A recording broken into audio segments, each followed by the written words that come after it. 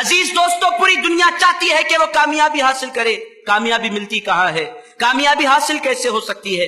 اس کا جواب اللہ دیتا ہے، لوگوں نماز قائم کرو، نماز قائم کرنا تمہارا کام ہے، کامیاب کر دینا ہمارا کام ہے۔ میرے دوستو، کامیابی اسے ملتی ہے جو نمازوں سے لگاؤ رکھتا ہے، جو نماز قائم کرتا ہے، اسے اپنے کام بنانے نہیں پڑتے، جو نماز پڑھ لیتا ہے اس کے کام پروردگار بنا دیا کرتا ہے۔ میرے دوستو، کامیابی، اور کامیابی بھی کیسی؟ صرف اس دنیا کی کامیابی نہیں، نمازی کی کامیابی اس دنیا میں بھی ہوتی ہے، اس دنیا میں بھی ہوتی ہے۔ نمازی صرف اس دنیا میں کامیاب نہیں ہوتا، اس دنیا میں بھی کامیاب ہوتا ہے، آنے والی زندگی میں بھی کامیاب ہوتا ہے۔ تو نماز سے پہلی چیز جو آپ کو ملتی ہے وہ ہے کامیابی، وہ ہر فیلڈ کی کامیابی۔ نمازی جہاں جاتا ہے وہ تنہا نہیں جاتا، جہاں نمازی جاتا ہے وہاں خدا کی رحمتیں جایا کرتی ہیں، جہاں نمازی جاتا ہے خدا کے انعامات جایا کرتے ہیں، جہاں نمازی توجہ کرتا ہے۔ آپ دیکھیں ہندوستان میں اسلام پھیلا، کیا طاقت تھی اولیاء کرام کے پاس، وہ کون سی قوتیں لے کر آئے تھے، وہ کون سی فوج لے کر آئے تھے؟ میں آپ سے پوچھتا ہوں ان کے پاس کون سا لشکر تھا؟ میرے دوستوں، نہ ان کے پاس لشکر تھا، نہ ان کے پاس فوج تھی، نہ ان کے پاس سپاہ سالار تھے، نہ ان کے پاس کوئی آرمی تھی۔ پھر وہ جیتتے کیسے تھے؟ ان کی جبینیں ایسی تھیں کہ ان کی جبینوں پر سجدوں کے نشانات پڑے ہوئے تھے، ان کی جبینوں سے نمازوں کا نور پھوٹتا تھا، انہیں اسلام کی دعوت دینے کی ضرورت نہیں پڑتی تھی، وہ اپنے مولا کے آگے سر جھکاتے تھے، جب چہرہ اٹھاتے تھے دنیا بول اٹھتی تھی یہ مسلمان کے غلام کا چہرہ ہے، اور یہ چہرہ جھوٹا چہرہ نہیں ہو سکتا۔ میرے دوستو، اسلام کی اشاعت میں یہ نمازوں کا نور شامل تھا۔ آج آپ چاہتے ہیں کہ کامیابی ملے، کامرانی ملے، آپ چاہتے ہیں عزت ملے۔ میرے دوستو، رسول پاک علیہ السلام آپ دیکھیں، آپ بولیں یہ اصول کہاں سے آپ نے لیا ہے؟ یہ اصول ایک دو مرتبہ نہیں، دن میں 5 مرتبہ آوازیں دی جاتی ہیں، حی علی الصلاۃ، لوگوں آؤ نماز کی طرف۔ اس کے بعد کیا کہا جاتا ہے؟ حی علی الصلاۃ کے بعد آپ میں سے کوئی بول سکتا ہے کیا کہا جاتا ہے؟ حی علی الفلاح، یہ کہا جاتا ہے کہ نہیں کہا جاتا؟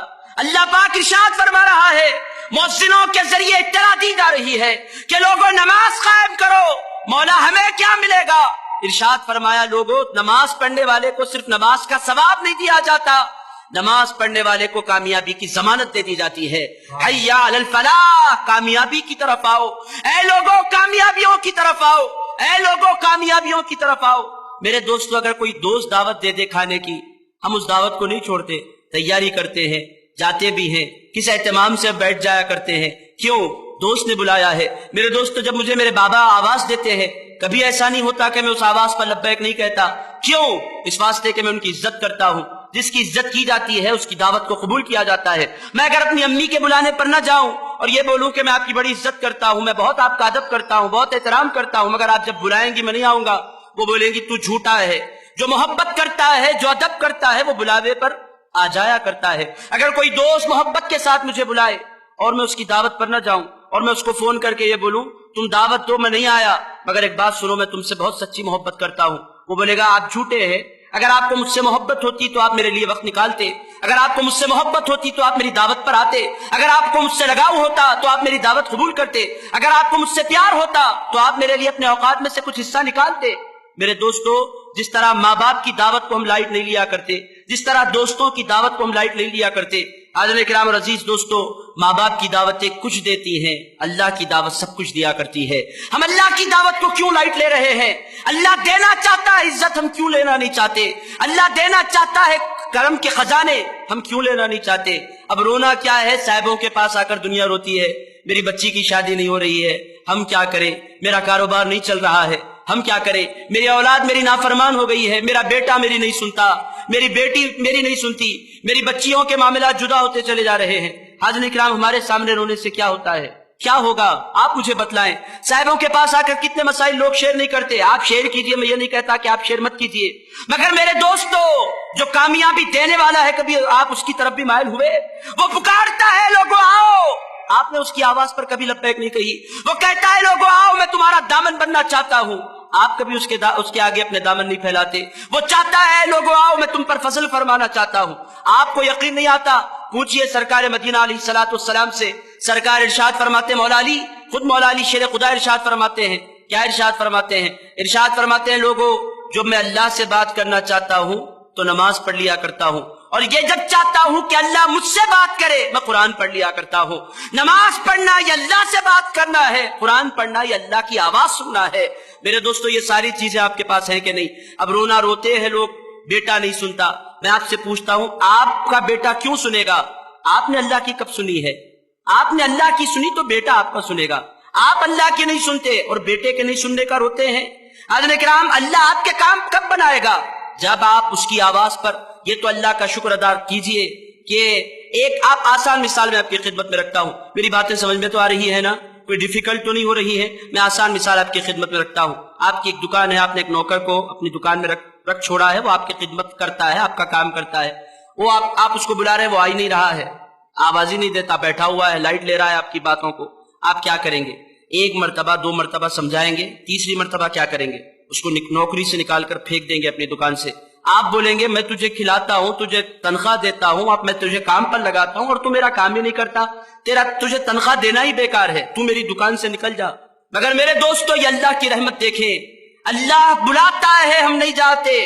مگر کبھی ایسا نہیں ہوتا کہ ہمارا کھانا اللہ روک دیتا ہے، کبھی ایسا نہیں ہوتا کہ اللہ ہمارا پانی روک دیتا ہے، کبھی ایسا نہیں ہوتا کہ اللہ ہماری غذا روک دیتا ہے. چلو غذا نہیں روکتا، کم سے کم گناہوں پر سے پردے اٹھا دیتا. یہ بھی نہیں کرتا. بندہ نمازوں کو نہیں جاتا، پروردگار اس پر بھی اپنی رحمت کے پردے ڈال ڈال کر اس کے گناہوں کو چھپایا کرتا ہے. میرے عزیز دوستو، آپ اجتماع میں تشریف لائے ہیں، ان باتوں کی طرف تھوڑی سی توجہ دیجئے. اگر آپ اچھے مسلمان بننا چاہتے ہیں، جہنم کا خوف چھوڑ دیجئے. آپ نہیں ڈرنا چاہتے، آپ لوگوں کا ہارٹ فیئرلیس ہو گیا ہے، آپ کے دلوں میں کوئی خوف نہیں پایا جاتا عزتوں کے. مگر کم سے کم محبت تو کوئی چیز ہے دنیا میں، وہ آپ کو کھلائے، وہ آپ کو عزتوں سے نوازے، وہ گناہوں پر پردوں پر پردے ڈالے جائے، وہ عیبوں کو چھپاتا چلا جائے، وہ آپ کی ساری ضرورتوں کو پورا کرتا چلا جائے. آپ کو ہوا چاہیے، ہوا دے. آپ کو غذا چاہیے، غذا دے. آپ کو پانی چاہیے، پانی دے. آپ کو رشتہ داروں کے حسن سلوک چاہیے، محبتوں اور شفقتوں کے لیے ماں عنایت فرمائے. آپ کی زندگی گزرنے کے لیے بیوی عطا فرمائے. آپ کی آنکھوں کو ٹھنڈک بخشنے کے لیے اولاد عطا فرمائے.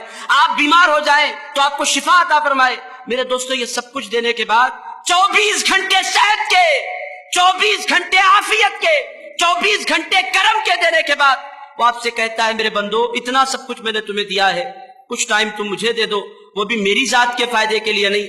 وہ کام بھی کرو گے تمہارا فائدہ ہوگا. اگر اس کے بعد بھی بندہ نماز کی طرف نہ جائے اور میرے دوستو پھر یہ گلا کرے کہ اللہ میری نہیں سنتا، آپ سے میں پوچھتا ہوں آپ اللہ کی کب سنتے ہیں؟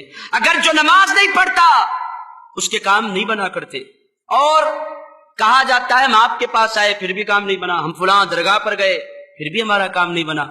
آپ کا کام کون بنا سکتا ہے مجھے بولیے؟ جو سارے کام بنانے والا ہے اس کو آپ نے ناراض کر رکھا ہے.